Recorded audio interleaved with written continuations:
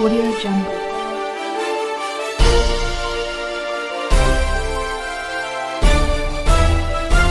Audio Jungle. नमस्कार, आपका नाम? नमस्ते, द न्यूज़ नेटवर्क में आपका स्वागत है। पाकिस्तान में इमरान के खिलाफ नो कॉन्फिडेंस मोशन आ रहा है। ऑपोजिशन ने उसकी पूरी तैयारी कर ली है। नो कॉन्फिडेंस मोशन के आने के बाद हालात कैसे हैं, ये हम दो पत्रकारों से सुनते हैं। आइए।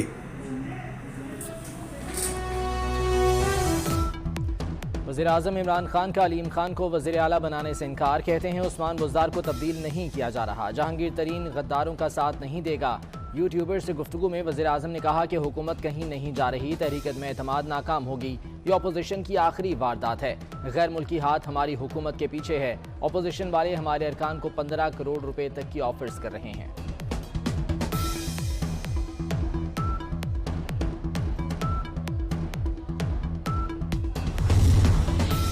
वज़ीर-ए-आज़म के खिलाफ तहरीक में एतमाद आ गई। अपोजिशन अरकान ने असम्बली सेक्रेटेरिएट में तहरीक जमा करा दी। तहरीक में एतमाद पर नून लीग, पीपल्स पार्टी, ANP समेत 100 से ज्यादा अरकान के दस्तखत। स्पीकर कौमी असम्बली 14 रोज में इजलास बुलाने के पाबंद। नवीद कमर कहते हैं आज से हुकूमत की उल्टी गिनती शुरू हो गई। राना सनाउल्लाह बोले तहरीक जमा करा दी, हुकूमत का जाना ठहर गया। मरीम औरंगजेब ने कहा कि रिक्विजिशन जमा होने पर बनी गाला वाले परेशान हैं, हम नहीं। कौन उनके हक में वोट दे कौन नहीं, 14 दिन की बात है।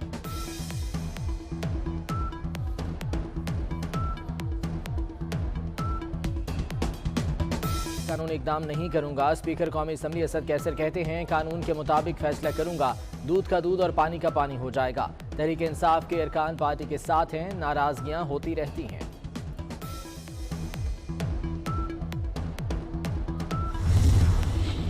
वज़ीर-ए-आज़म को निकालने का वक्त आ गया। वज़ीर-ए-आज़म की जगह किसी शरीफ को लाएंगे। मैं चेहरे जानता हूँ, चेहरे पहचानता हूँ, दुश्मनों को भी जानता हूँ, दोस्तों को भी जानता हूँ।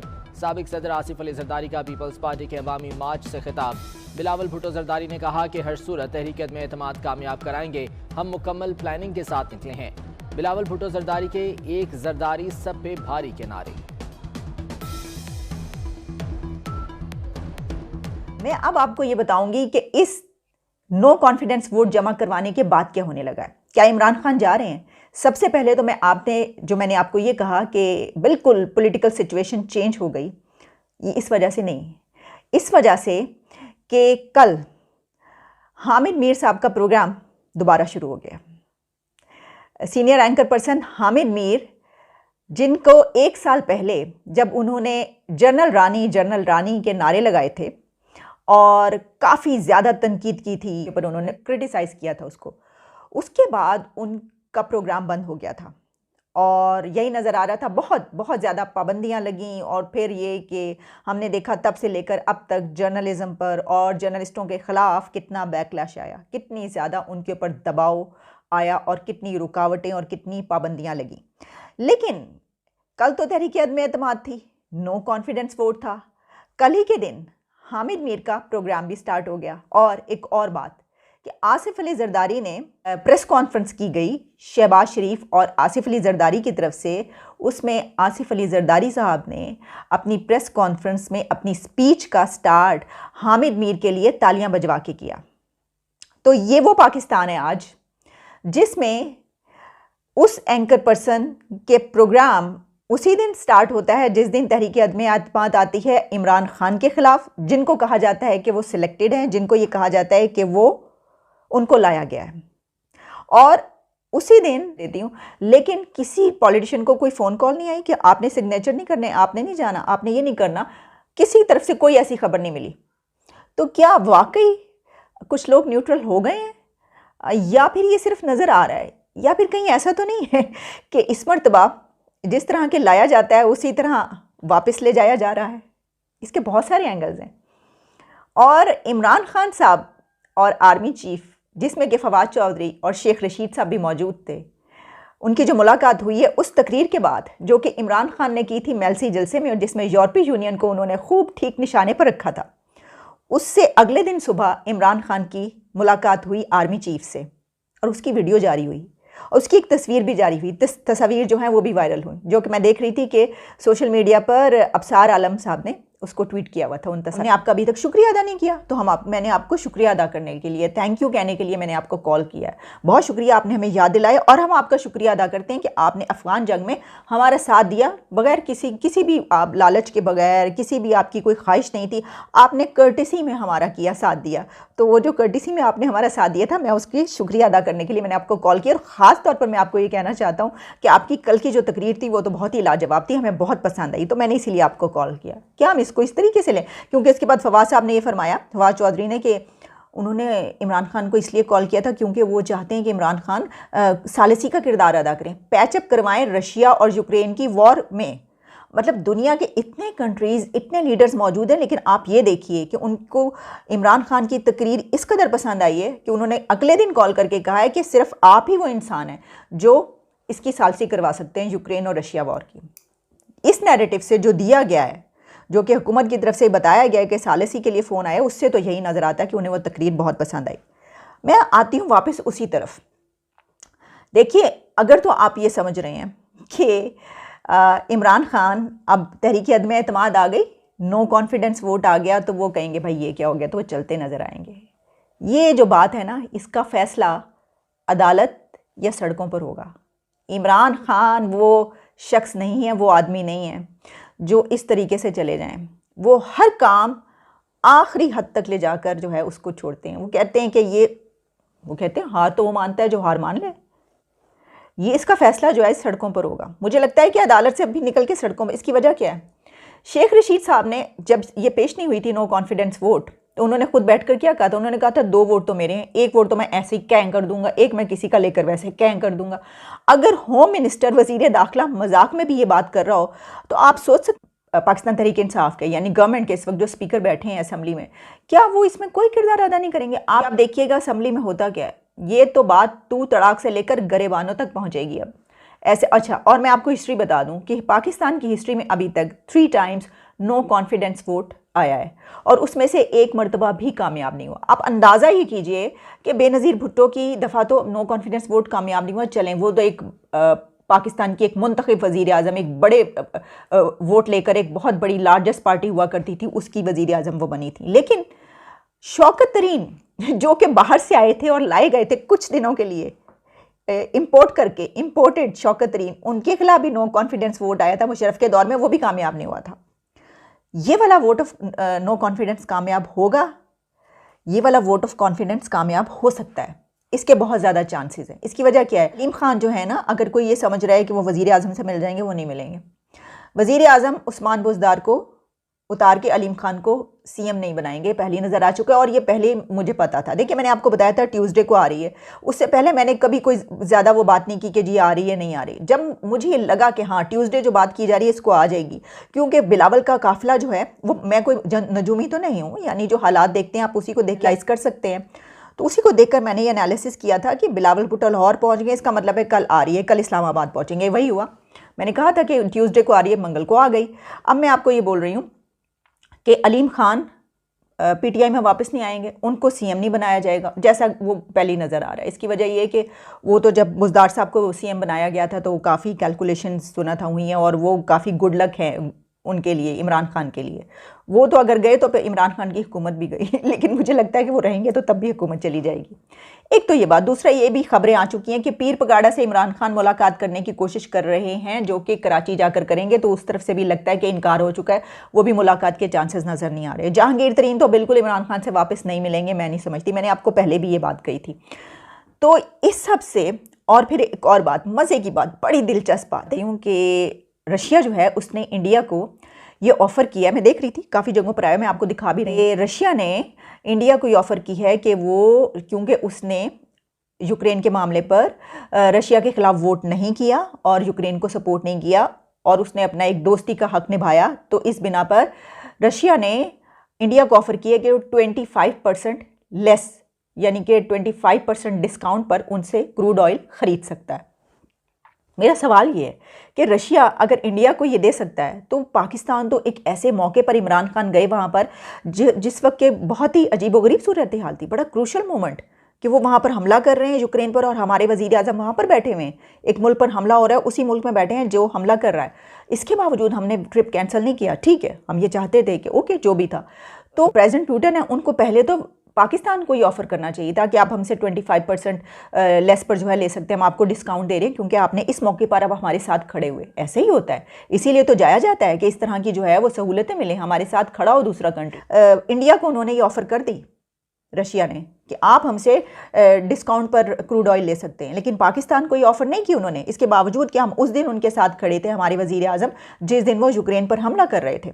अस्सलाम वालेकुम। जनरल कमर जावेद बाजवा और इमरान खान की जो मीटिंग कल वज़ीर आज़म हाउस में हुई, उसमें दीगर लोग भी थे, उसकी तस्वीर जो हैं वो जब सर्कुलेशन में आई उस मीटिंग की तस्वीर, तो यानी जब ये अबसार आलम साहब ने जब वो ट्वीट किया ना कि ये मीटिंग की तस्वीर हैं, तो मैं यानी उसको गौर से फिर मैंने देखा कि यानी अबसार आलम साहब इज़ अ सीरियस प्रोफेशनल, मतलब ही इज़ वन ऑफ दोस्त जो बहुत कंपोज्ड रहते हैं हर वक्त। मुश्किल काम है ये हर वक्त सीरियस या प्रोफेशनल रहना, लेकिन ठीक है, पीपल आर प्रोफेशनल।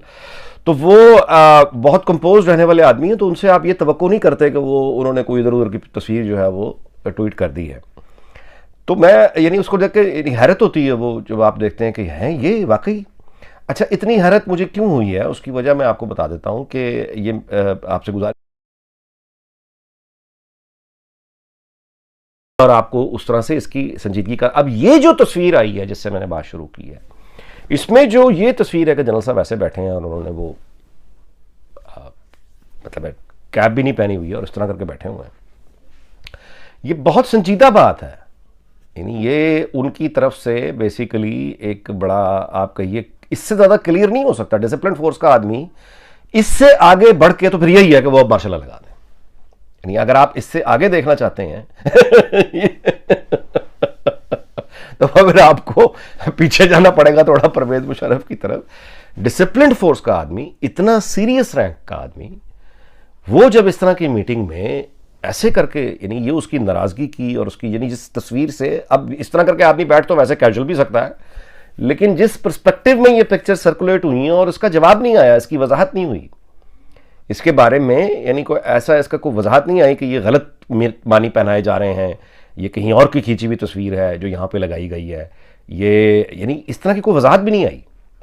जिसका मतलब ये है कि ये पिक्चर्स जो हैं ये मतलब रियल हैं, एक्चुअल हैं, और जिस मानी के साथ ये सर्कुलेट हो रही हैं इसकी वजाहत भी नहीं की जा रही। तो इसका मतलब ये है कि ये सिर्फ आम लोगों को या मेरे जैसे आम लोगों को बताने के लिए नहीं है, ये बेसिकली जो मतलब उनका अपना एक हल्का है, ये उनकी अपनी जो एक फोर्स है। क्योंकि खान साहब ने बेसिकली सिर्फ हमें तो, मेरा मतलब ख्वाब नहीं दिखाए थे ना, उन्होंने तो बेसिकली दो तरफ ख्वाब दिखाए हुए थे ना। इधर इनको शीशे में उतारा, उधर उनको शीशे में उतार लिया, ये कर दूंगा, वो कर दूंगा, ढमकान कर दूंगा, फला कर दूंगा। और उसके बाद वो जो हो रही है बाकी पाकिस्तान के साथ, उधर भी तो जाहिर है कि प्रेशर जा रहा है ना, उनको अलग गुस्सा है। तो ये इस तस्वीर का जो मतलब है वो सिर्फ मेरे लिए, आम आदमी के लिए या आपके लिए, सिविलियन के लिए नहीं है, ये बेसिकली उनका अपना भी जो इदारा है, एंड अलॉन्ग विद ऑल, मतलब है एडमिनिस्ट्रेशन, सिविलियन सारी की सारी एडमिनिस्ट्रेशन, सारी एजेंसीज, सारे, मतलब ये इस तरह की तस्वीर का जारी होना, ये मतलब है जितने जो बैठा जहां पे काम कर रहा है ये उसने देखी है। तो एक्सक्यूज मी, तो जनरल साहब सिर्फ कौम को नहीं बता रहे, इस तस्वीर से वो बेसिकली अपने हल्के में भी बता रहे हैं, अपने इदारे को भी बता रहे हैं कि how upset he is, how angry he is, and how expressive he is, और वो कितना डिसिप्लिन को सामने रखते हुए ये बात देखें ना कि वो कितना यानी फ्रस्ट्रेट और कितनी वो मतलब हो गए हैं कि वो इसकी उनको इतराज़ नहीं है कि इस मानी के साथ ये तस्वीर सर्कुलेट हो रही है, तो वो ख़त्म होगी बात, पीछे मैं इससे आगे क्या होगा, इससे आगे तो फिर मार्शल है। तो ये जो बहुत मीनिंगफुल ये जो पिक्चर है सर्कुलेट हुई है, बहुत मीनिंगफुल है कि इसका जवाब नहीं आ रहा। और वी लॉग का अख्ताम इस बात पे करते हैं कि इस पे खुशी जो हो रही है, कम से कम मैं अपनी खुद को भी मिला के इंसान को मुनाफिक नहीं होना चाहिए, मुझे खुशी हुई इस तस्वीर की, और मुझे अपनी इस खुशी पर अफसोस है, ये एक अलग बात है। क्योंकि अगर आप आइन की हुक्मरानी की बात करने वाला आदमी जब इस तरह की तस्वीर पे खुशी अगर उसको हो रही है तो ये गलत बात है, मैं खुद कह रहा हूँ गलत बात है। कॉन्स्टिट्यूशन और लॉ की जो सुपरमेसी है उसका अदना सा छोटा सा एक सिपाही मैं भी हूं, और मुझे इस तस्वीर पर खुशी नहीं होनी चाहिए थी। लेकिन हकीकत यह है, मैं मुनाफिकत से काम नहीं ले रहा, हकीकत यह है कि चूंकि इस शख्स ने, इमरान खान ने 3 साल जो गर्दन पकड़े रखी है और जिस तरह से इसने जलील किया है पूरी कौम को कि ये लोग मेरे साथ हैं, ये मेरे साथ हैं, डंडा मेरे पास है, बंदूक मेरे पास है, 1 पेज, यानी गाली देते थे, झूठ बोलते थे, नुकसान करते थे, निशानदही पर कहते थे कि गन मेरे पास है, मार दूंगा। और भाई जो तुम नुकसान कर रहे हो ये कोई जाती लड़ाई तो नहीं है, ये कोई जाती नुकसान तो नहीं है, तुम पूरे मुल्क के ऐसी कर रहे हो, नस्लों के ऐसी कर रहे हो, हर बंदे की तकदीर उससे जुड़ी है, ये बेड़ा गर्क कर दोगे इस तरह। जब तुम्हें कोई कहता था तो ये कहता था कि मार दूंगा, बंदूक मेरे पास है, 1 पेज। तो एक तो उजड़ गंवार आदमी जिसको काम करने का पता ही कोई नहीं है, यानी bull in a China shop, तुम बेड़ा तुमने गर्क कर दिया, हर मुल्क के हर शोबे में तुमने तबाही कर दी। इसलिए मैं गुजारिश कर रहा हूं कि इस तरह का जब आदमी यानी डंडे और बंदूक की बात करके आप यूं कहें ह्यूमिलिएट करता है, इंसल्ट करता है साल हर साल, तो उसका जब फिर 1 पेज इस तरह टूटता है और वहां पे उनको ये ऐलान करना पड़ता है कि हम तो तुम्हें बेटा ऐसे घूर रहे हैं, हमें तो अब यहां पहुंचे हुए, नक्को नक आ गई ये गल इत्थे, हाँ 10 सुन, ये पिक्चर थी कल कि हाँ 10 सुन, मतलब इससे आगे उनकी है, इससे आगे फिर ये है, मेरी बात आप समझ रहे। तो इट वॉज अ वेरी मतलब सीरियस कहना चाहिए मैसेज था। और आइन की हुक्मरानी पे जो आइन यकीन रखता है आदमी, उसको इस तरह की पिक्चर या इस तरह का मंजर देख के कभी यानी एक दायमी खुशी या असल खुशी तो नहीं होगी, कमीनी खुशी ज़रूर होगी। और वो कमीनी खुशी ये है कि इस बंदे ने जो 1 पेज किया था, जनरल साहब ने उस 1 पेज को कल ऑफिशियली फाड़ के फेंक दिया कि हमें अपने साथ ना मिलाओ, तुम हमें अपने साथ न मिलाओ। ये कल उन्होंने वो जो एस्टैब्लिशमेंट न्यूट्रल होने का मामला था ना, अब उससे बात आगे बढ़ गई है, न्यूट्रल से आगे बढ़ गई है। और आइन की हुक्मरानी पे जितने भी मेरे जैसे यकीन रखने वाले हैं, उनकी स्ट्रगल जो है वो यकीनन यही होगी कि आइन की सरबुलंदी हो, किसी मुंतखब वज़ीर आज़म के साथ ये सलूक न हो। लेकिन सवाल यह है कि वो मुंतखब हो, बात यह है कि वो मुंतखब हो और वो मुंतखब वज़ीर आज़म बन के रहे। मुंतखब वज़ीर आज़म हमें बंदूकों से नहीं डराए, यानी मुंतखब वज़ीर आज़म वोट की बात करता है, मुंतखब वज़ीर आज़म जवाबदेह होता है, मुंतखब वज़ीर आज़म की गलतियों की निशानदही जब की जाती है तो वो उस पर रद्द-ए-अमल देता है। वो रद्द-ए-अमल ये नहीं देता कि मेरे साथ बंदूक है मैं मार दूंगा, ये डिक्टेटर का रवैया होता है। ये सियासतदान जमहूरी लीडर का, जब एक जमहूरी लीडर जो पार्लियामेंट को किसी काबिल नहीं समझता, ऊपर उन्हें गालियां देता है, अपोजिशन को गालियां, एक डिक्टेटर की तरह गवर्नमेंट कर रहा है, तो उसको फिर ये हक हासिल नहीं है कि वो इस तरह के मनाजर जब पैदा हो जाए तो वहां पे फिर वो आइन लेके खड़ा हो जाए, अब वो आइन लेके खड़ा हो जाए, अब वो असूल लेके खड़ा हो जाए, अब वो जमहूरियत का वो असूल नहीं, अब नहीं। जमहूरियत की बात करनी, आइन की बात करनी, वो पहले दिन से करनी थी, यानी साल बाद कर लेते। तुम्हारी अपनी पार्टी बुज़दार पे चीख रही थी ना, तो जमहूर का हक ये था, आइन की हुक्मरानी का हक और जमहूरियत का मतलब यह था कि तुम उनकी बात सुनते। उसमें तो तुम डिक्टेटर बने हुए थे अपनी पार्टी। तो आपने सुना, अब पाकिस्तान में सूरत हाल बहुत ख़राब है, गवर्नमेंट के पास नंबर नहीं है, लगता आरबी इनसे कुछ नहीं है। इमरान खान जिस तरह के बयान दे रहा है, इसको तो इसी का अल्लाह ही बचाए। आलम खान और जहांगीर तरीन भी इससे अलग हो गए हैं। इमरान खान एक बहुत बड़ा फेलियर साबित हुआ है। अब देखना ये है हालात पाकिस्तान को किस करोड़ बैठाते हैं। नमस्कार।